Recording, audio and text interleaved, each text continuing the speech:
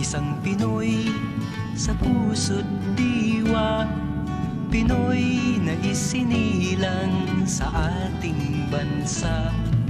Ako'y hindi sanay sa wikang mga banyaga. Ako'y Pinoy na mayroong sariling wika.